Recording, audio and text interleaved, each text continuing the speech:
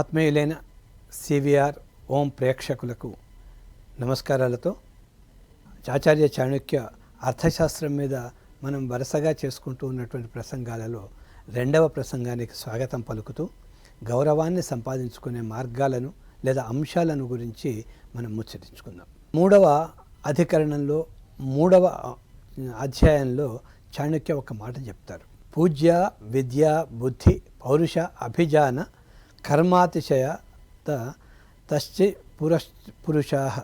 పూజ్య విద్య బుద్ధి పౌరుష అభిజాన కర్మాతిశయతశ్చ పురుషా అంటాడు. అంటే విద్య బుద్ధి గౌరవము, జన్మించిన కుటుంబం నేపథ్యం, చేస్తూ ఉన్నటువంటి పని, వాటి అతిశయాన్ని బట్టి, వీటన్ని విలువలను బట్టి మనకు మనుషులకు మర్యాద ఇస్తారు, సమాజం ఇస్తుంది, సమాజం మర్యాదను ఇవ్వాలి అంటాడు ఆయన. సమాజ వికసనలో బోధన, పరిశోధన, శిక్షణ, కార్యాచరణ వీటి యొక్క ప్రాధాన్యత చాలా ముఖ్యమైనది.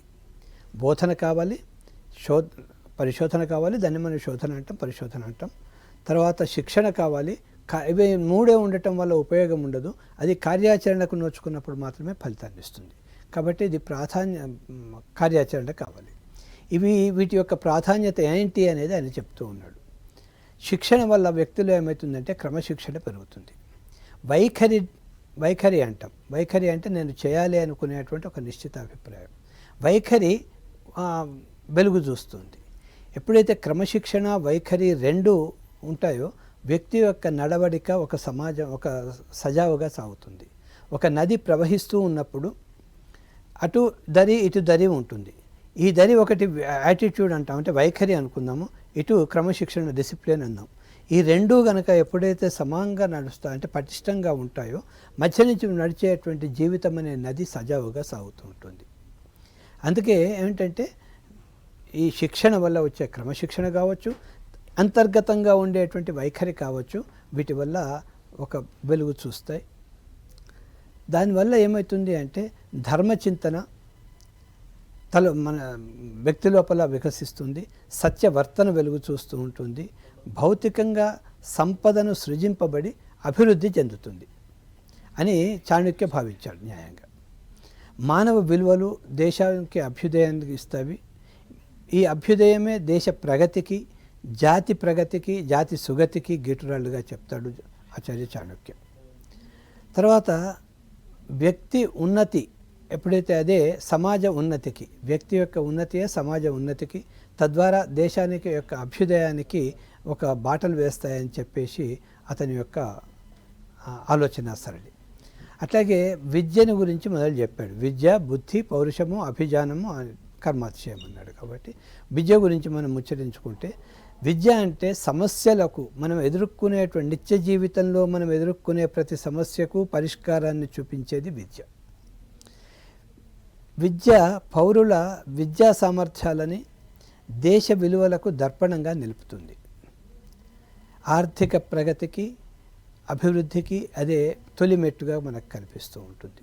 ప్రజల జీవన ప్రమాణాలను పెంచుతుంది. అది విద్యపై పెట్టిన ప్రతి పైసా లాభాలను ఆర్జిస్తుంది. ఇది ఖర్చు కాదు, ఇది ఇన్వెస్ట్మెంట్ అంటారు. విద్య అనేది ఖర్చు కాదు, అది ఇన్వెస్ట్మెంట్.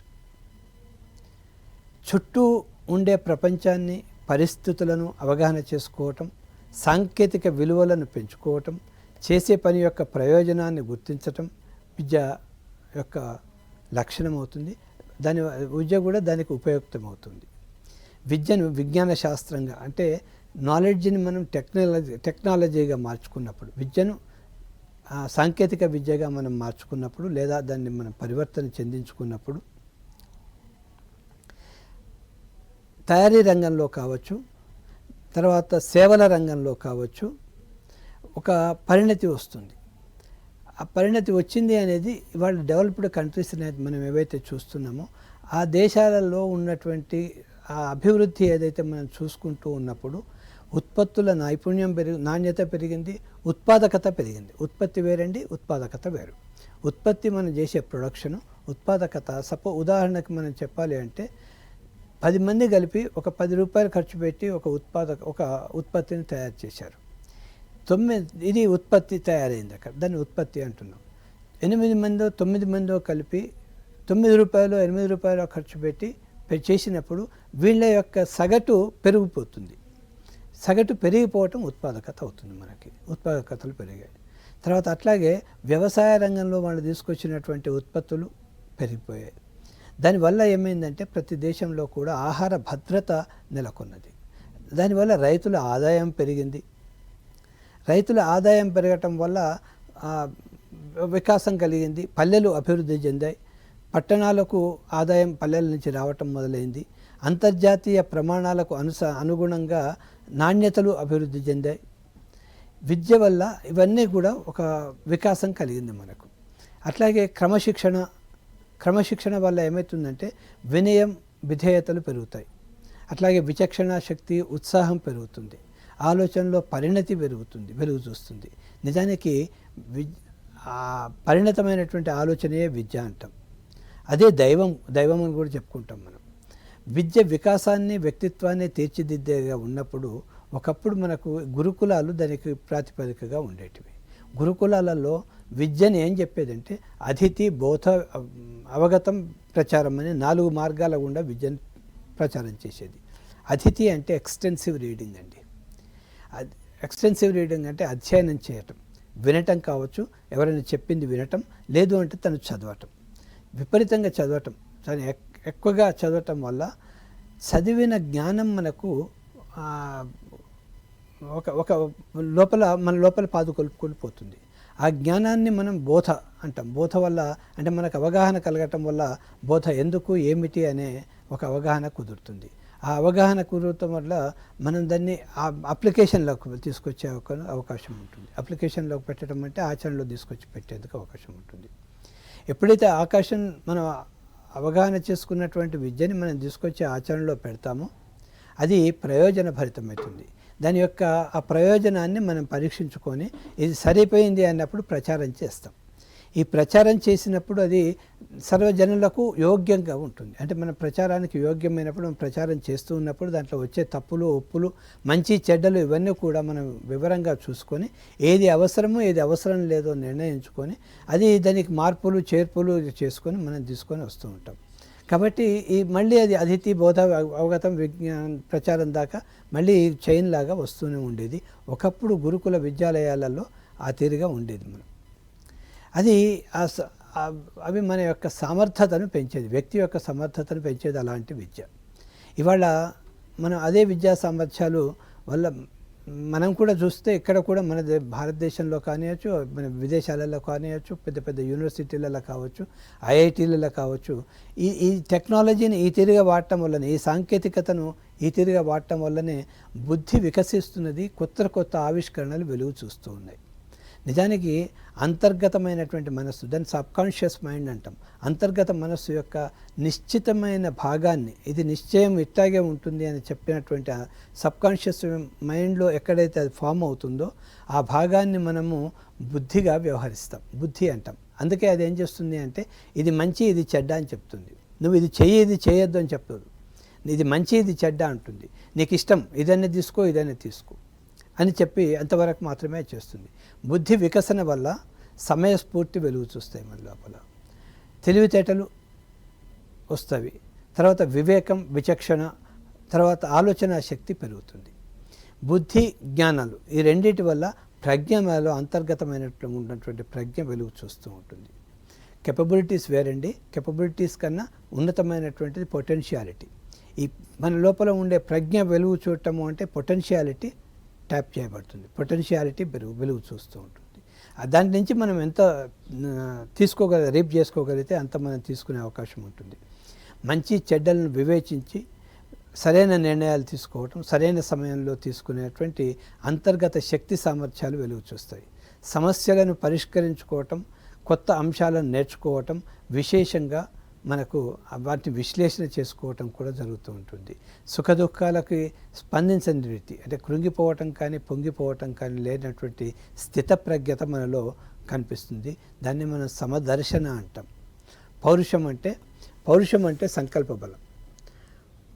లక్ష్య సాధన లోపల సంకల్ప బలం మనకు ముఖ్యమైనటువంటిది. ముందుకు సాగాలి అంటే మనలో ఎంత సంకల్పం ఎంత బలిష్టంగా ఉన్నదో అది మన ధైర్య సాహసాలని లేక మన కష్ట నష్టాలని చెదరనటువంటి ఒక మానసిక స్థితిని ట్యాప్ చేస్తుంది. అది ముందుకు తీసుకొచ్చి ముందు పెడుతూ ఉంటుంది. పట్టుదల వీడనటువంటి ప్రయత్నాన్ని మనకిస్తూ ఉంటుంది. మానసిక దుర్బలత ఏదైతే ఉంటుందో దాన్ని తొలగిస్తూ ఉంటుంది. ఇదంతా కూడా మన యొక్క సంకల్ప బలం మీద ఆధారపడి ఉంటుంది. మనం కావాలి అనుకుంటే అవుతుంది. అది మనము ఎంత సంకల్ప బలాన్ని పెంచుకుంటే జ్ఞానాలు కావచ్చు, నైపుణ్యాలు కావచ్చు, వాటిని పెంచుకునేటువంటి అవకాశం ఉంటుంది. దాన్ని మనము అందిపుచ్చుకొని ఎప్పుడైతే సరిగ్గా ఉపయోగించుకుంటామో అప్పుడు అట్లాంటి వ్యక్తులు ఒక మార్గదర్శకులు అవుతారు, పాత్ మేకర్స్ అవుతారు, మార్గాన్ని చూపిస్తారు వాళ్ళు. దాని వెంట అనుయాయులుగా చాలామంది పాత్ వాకర్స్గా నడుస్తూ ఉంటారు. ఈ మార్గదర్శకులు అవుతూ ఉంటారు. వారి మార్గం ఇతరులకు ఆదర్శప్రాయం అవుతూ ఉంటుంది. తర్వాత విద్య, బుద్ధి, పౌరుషం గురించి మనం తెలుసుకున్నాం. ఇప్పుడు వీటిలో ఈ మూడు ఎక్కడైతే ఉంటాయో అక్కడ జాత్యంతరీకరణ జరుగుతుంది. జాతి అంటే స్థాయి, ఒక స్థాయి నుంచి ఉన్నత స్థాయికి వెళ్తాడు వ్యక్తి. విద్య, బుద్ధి, పౌరుషం. పౌరుషం అంటే మన ప్రయత్నం. ఈ మూడు కలిగినటువంటి వ్యక్తులు జాత్యంతరీకరణ జరుగుతుంది.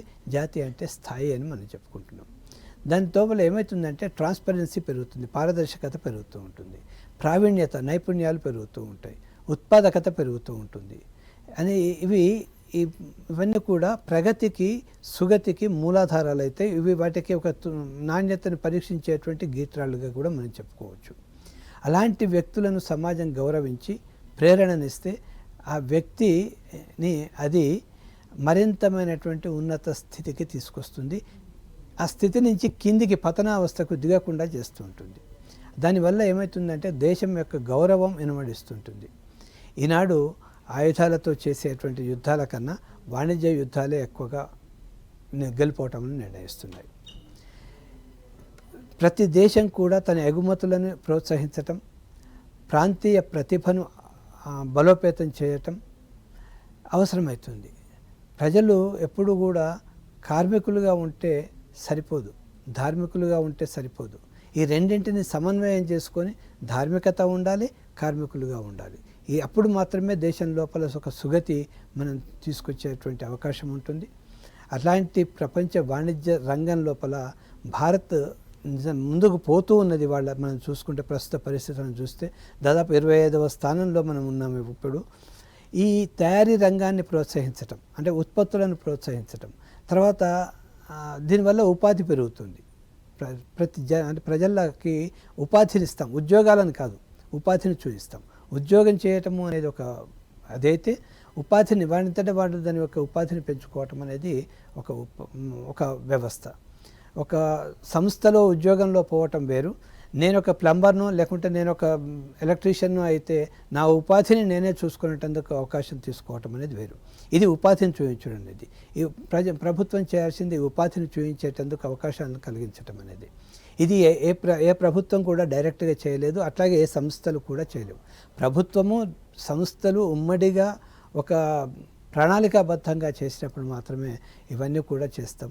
మన దగ్గర చాలా అంటే మనం ఏంటి ఆర్థికంగా వెనుకబడ్డాం ఇది అంటున్నాం, కానీ మన దగ్గర నైపుణ్యాలు ఉన్నవి ఉన్నాయని చెప్పుకునేటందుకు మనం ఒక చిన్న ఉదాహరణ తీసుకోవచ్చు. ఈ మధ్యకాలంలో 2025లో సెల్ఫ్ మేడ్ బిలియనియర్స్ అనే దాంట్లో ఒక హ్యూరన్ ఇండియా లిస్ట్, ఒక హ్యూరన్ ఇండియా అనేటిది ఒక లిస్ట్ అవుట్ చేసింది సెల్ఫ్ మేడ్ బిలియనియర్స్ని. దాంట్లో దీపేందర్ గోయల్ అనేటువంటి వ్యక్తి 3,20,000 కోట్ల దాంతో ఎటర్నల్ కంపెనీని స్థాపించి దానితోని ప్రథమంగా నిలిచాడు. తర్వాత ఉన్న దాంట్లో డిమార్ట్ కంపెనీ అధినేత 2వ స్థానంలో ఉన్నాడు. ఇట్లా మన లోపల ఉంటూ ఉన్నారు. మనం వివరంగా చెప్పుకునేటందుకు చూసుకోవచ్చు ఇవంటి. అలాంటి ఔత్సాహిక పారిశ్రామికవేత్తలను ఆదరించటం, ప్రోత్సహించటం వల్ల దేశం యొక్క ఆర్థిక ప్రగతి సుస్థిరమవుతుంది. అట్లాగే రాష్ట్రాలు సంక్షేమంపై చూపేటువంటి శ్రద్ధను అభివృద్ధిపై చూపట్లేదు అనేది మనం చూసుకోవచ్చు. ఎలక్షన్లలో గెలవాలి అనే దాంట్లోపల ఉండే కాన్సన్ట్రేషన్ ఈ దేశాన్ని ఇంకా కొద్దిగా ముందుకు తీసుకొని పోవాలి అనేటువంటి నిబద్ధత కనుక వాళ్ళలో ఉంటే మనకి ఉపయోగపడుతుంది. అయితే ఇంకొక దీంట్లో ఒక మిస్కన్సెప్షన్ ఏముంటుంది అంటే డాలర్తోని మన రూపాయి విలువ ఎప్పటికప్పుడు తగ్గిపోతూ ఉన్నది. దీని మీద విమర్శలు ఉంటవి. అయితే దీన్ని ప్రధానమంత్రి యొక్క ఆర్థిక సలహా మండలి సభ్యుడైనటువంటి సంజీవ్ సన్యాల్ ఒక చక్కని మాటతో దీన్ని చెప్తాడు. ఎప్పటి వరకైతే నిత్యావసర వస్తువుల ధరలు నార్మల్గా పెరగవో అప్పటి వరకు ఈ మారకం విలువల గురించి మనం మర్చిపోవచ్చు అంటాడు. అట్లాగే ఇతర దేశ వాణిజ్య ఒప్పందాలు ఉంటాయి, మన దేశ అవసరాలకు మన దేశం యొక్క ప్రయోజనాలను దృష్టి పెట్టుకొని మాత్రమే వాటితో ఉంటాయని చెప్పి ప్రభుత్వ వర్గాలు చెప్పటం అనేది మనకు ఒక అంటే తనంతట తను ఉద్యోగంగా పోవాలి అనుకునేటువంటి వాళ్ళందరికీ కూడా తన ఉపాధిని తను సృష్టించుకోవాలనుకునే వాళ్ళందరికీ కూడా ఒక ఎంకరేజ్మెంట్, ఒక మోటివేషన్ లాగా మనం చూసుకోవచ్చు, ఒక ప్రేరణ లాగా మనం చూసుకోవచ్చు. అలాగే ప్రభుత్వ నిర్ణయాలు కూడా సేవారంగాన్ని బలోపేతం చేయాలి. ఇవాళ ఉండేటువంటి సేవారంగం అంటే ఐటీ ఇండస్ట్రీ అంతా సేవారంగమే. ఈ రంగాన్ని మనం ఎప్పుడైతే బలోపేతం చేస్తామో, ఇండస్ట్రీస్ ఎప్పుడైతే బలోపేతం అవుతాయో, మేక్ ఇన్ ఇండియా దిశగా భారతదేశం వెళ్ళినప్పుడు మనకు భారతదేశానికి గౌరవం వస్తుంది. అనంతకాలం లోపల భారతదేశం ప్రపంచానికి ఆధిపత్యం వహించాలి అని మనం కనుక అనుకుంటే, మార్కెట్ రంగం కావచ్చు, పాలిటిక్స్లో కావచ్చు, అన్నిట్లలో కూడా మనం కనుక అనుకుంటే, చాణక్యుడు చెప్పినట్టుగా విద్యని, బుద్ధిని, పౌరుషాన్ని, చేస్తున్న పనిలో పరిణతిని, వీటి యొక్క ప్రాముఖ్యతను గుర్తించి ఆత్మనిర్భరతకు, సాంకేతిక ప్రగతికి, ఆర్థిక స్థిరత్వానికి పెద్దపీట వేస్తూ అవసరమైన వనరులను, వసతులను ప్రభుత్వం కనుక కల్పించేస్తే అప్పుడే వికసిత భారత స్వప్నం సాకారం అవుతుంది.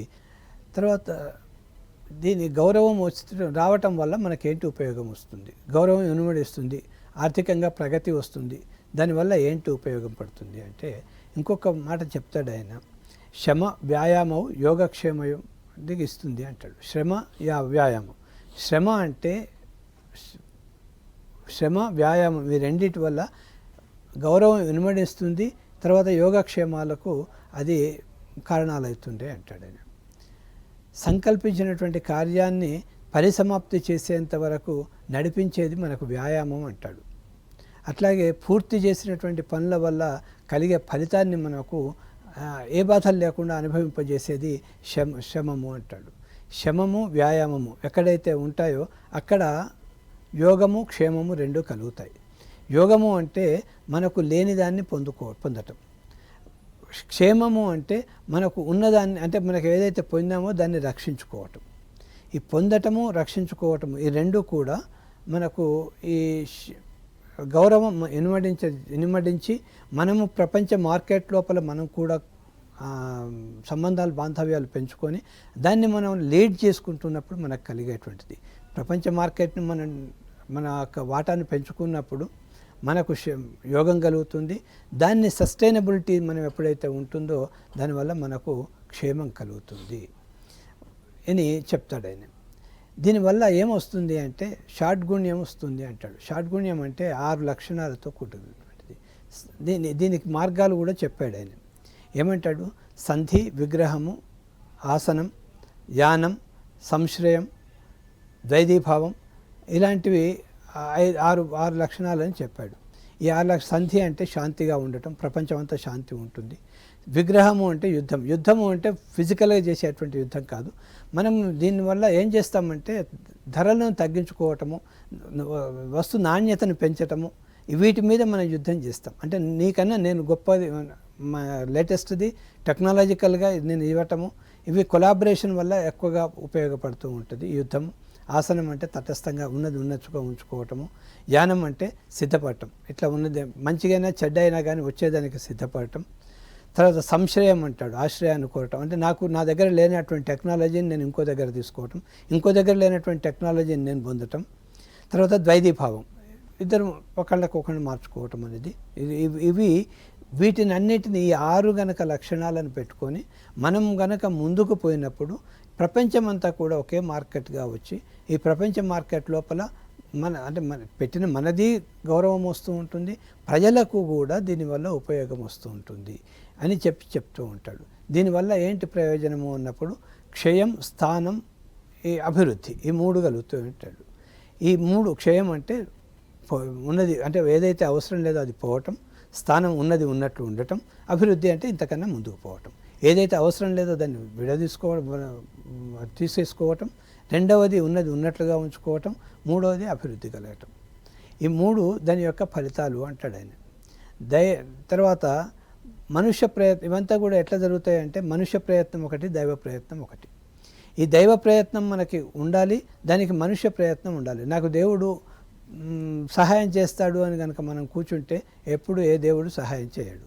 దానికి మన మనుష్య ప్రయత్నం కావాల్సిందే. మనుష్య ప్రయత్నం చేయాలి అనుకుంటే ఆ మనుష్య ప్రయత్నానికి దైవ సహకారం కూడా కావాలి. మనం ఎంతో కష్టపడతాము, ఎన్నో చేస్తాము, ఆఖరికి ఎక్కడనో దగ్గర ఫెయిల్ అవుతాం. ఒక దైవ ప్రయత్నానికి మనం, ఒక దైవ యోగానికి మనం ఒక చిన్న ఉదాహరణ చెప్పుకుంటే, ఒక అతను ఒక ప్రవచనం చెప్తూ ఉన్నాడు ఒక దగ్గర కూర్చొని. చాలా పెద్ద భక్తుడు అతను, చాలా డివోటీ ఆ భగవంతునికి. చెప్తూ ఉంటే ఈ మధ్యకాలంలో దూరంగా ఒక రిజర్వాయర్ రంధ్రం పడింది, నీళ్లు బాగా ఉధృతంగా ఊర్లోకి వస్తూ ఉన్నవి. ముందు అందరు చెప్పారు, అక్కడ పెద్ద శబ్దాలు వస్తూ ఉన్నాయి, నీళ్లు వస్తూ ఉన్నాయి, మీరందరూ ఇక్కడి నుంచి పారిపోండి అని చెప్పేసి. అక్కడి నుంచి అందరు వెళ్తూ ఉన్నారు. వీడు మాత్రం, దేవుడు మాత్రం నన్ను కాపాడుతాడని చెప్పేసి అతను అక్కడే కూర్చుండిపోయాడు. కొంతమంది ఆయనను నమ్మినటువంటి శిష్యులు మాత్రం కూర్చున్నారు. మళ్ళీ కొద్దిసేపటి తర్వాత ఇంకొక హెచ్చరిక చేసుకుంటూ ఇంకోళ్ళు వచ్చారు. వాళ్ళ దగ్గర కూడా అదే చేశాడు ఆయన. నన్ను నా దేవుడు కాపాడుతాడని చెప్పేసి కూర్చున్నాడు. వాళ్ళు అట్లాగే చేశారు. 3వ హెచ్చరిక వచ్చింది. 4వ హెచ్చరిక ప్రభుత్వం వాళ్ళు బోట్లు తీసుకొని వచ్చేసి ఆయనను తీసుకొచ్చారు. ఇలా 5-6 హెచ్చరికలు చేసినా కానీ అతను నన్ను దేవుడు కాపాడుతాడని చెప్పేసి అందరూ వెళ్ళిపోయారు. ఆయన మాత్రం అట్లాగే కూర్చున్నాడు.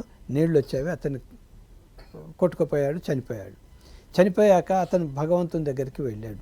భగవంతుడిని అడిగాడు, నేను నీకు ఇంతగా డివోటీని, నా జీవితం మొత్తం నీకు అంకితం చేశాను, నేను చనిపోతూ ఉన్నప్పుడు నన్ను నువ్వు రక్షిస్తావనే నమ్మకంతో ఉన్నాను, మరి నన్ను నువ్వు రక్షించలేదు ఏంటి అంటే, ఆయన అంటాడు, నేను ఒక్కసారి కాదు, నీకు 6-7 సార్ల కన్నా ఎక్కువ సార్లు నేను నీకు ఏదో ఒక రూపకంగా నేను రక్షించమని నిన్ను హెచ్చరిక చేస్తూ వచ్చాను. నువ్వే పెడచెవిన పెట్టావు కాబట్టి నేను రక్షణ చేయలేదని నన్ను అనటం అసమంజసం అని చెప్పేసి భగవంతుడు చెప్పడం కనిపిస్తుంటుంది. అంటే ఏంటంటే భగవంతుడు మనకు ప్రతిసారి ఏదో ఒక రూపకంగా అవకాశాన్ని కల్పిస్తూనే ఉంటాడు. కల్పించినటువంటి అవకాశాన్ని మనం కనుక సద్వినియోగం చేసుకొని ఎప్పుడైతే మనం దానిలో ఫలితాన్ని తీసుకుంటామో, ఫలితాన్ని ఆస్వాదిస్తామో, ఆ ఫలితం మనకు ఒక మంచి ఉపకరించేటువంటి విధానానికి ఇస్తుంది. కాబట్టి ఆ ఫలితాన్ని తీసుకోవాలంటే దైవ సహాయం కావాలి. దైవ సహాయం ఉంటుంది అని అట్లాగే కూర్చుంటే కాలేదు. మనుషులు అంటే మిగతా వాళ్ళందరూ ఎట్లా రక్షించబడ్డారు అంటే వాళ్ళు మనుష్య ప్రయత్నం కూడా చేశారు, అక్కడి నుంచి సురక్షితమైనటువంటి స్థానానికి వెళ్ళారు. కాబట్టి ఏంటంటే దైవ సహాయం కావాలి, పురుష ప్రయత్నము కావాలి. ఈ రెండూ ఉండటం వల్ల ఎప్పుడైనా కానీ అభ్యుదయం కలుగుతుందే కానీ ఇవి లేనటువంటి వాడు అభ్యుదయం కలగదు అని చెప్పేసి మనం తెలుసుకోవాల్సినటువంటిది. దైవం, మానుషం ఈ రెండు కూడా కర్మలోకానికి అవసరమైనవి, కర్మలు చేసినప్పుడు అవసరమైనవి అని చెప్తూ ఉన్నాడు. కాబట్టి మనం ఎప్పుడైనా కానీ అభ్యుదయం వైపు మనం నడవాలి అంటే ఒక తాబేలు కుందేలును ఓడించింది. మనకందరికీ తెలుసు, slow and steady wins the race అని. నెమ్మదిగా నడిచినా కానీ తాబేలు ఒక సస్టైనబుల్ ఒక విధానంలో స్టడీగా నడిచి కుందేలునైనా కానీ ఓడించింది. కాబట్టి అలాంటి ప్రయత్నంలో ఒక సస్టైనబిలిటీతో మనం కనుక మానుష ప్రయత్నం చేస్తూ దైవాన్ని కనుక నమ్ముకుంటే మనకు అభివృద్ధి జరుగుతుంది అని చెప్పి చాణక్య చెప్పినటువంటి ఈ మాటలతోని తర్వాయి భాగంలో మళ్ళీ కొన్ని విశేషాలని మళ్ళీ మనం ముచ్చరించుకుందాం. ఈ విభాగానికి స్వస్తి, నమస్కారం.